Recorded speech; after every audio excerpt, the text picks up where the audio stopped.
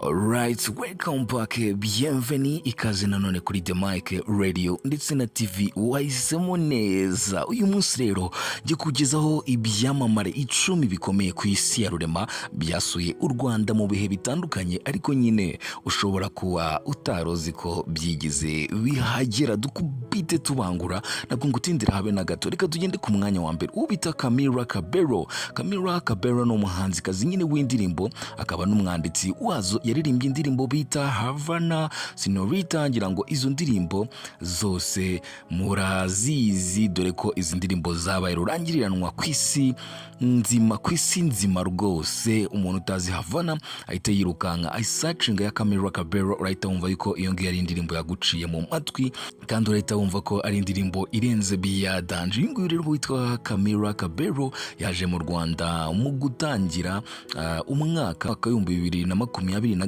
We n'umuryango we bahamara iminsi. Anavuga ko nyine yashimishijwe cyane no kuba yarabashije kubona ingagi n'amaso za silver back. Uyu mugore nyine avuga ko ngo ikintu cya mbere cyangwa se ikintu yakunze nyine kurusha ibindi mu Rwanda ni uburyo nyine yihereye amaso umubyimba n'ingano n'ubwiza bwa silver black. Akaba ari ingagi nyine nzima ziva muri parike zigiye zitandukanye zo mu Rwanda, cyane cyane muri parike ya Virunga cyangwa se muri parike nyine yacu nyine y'ibirunga.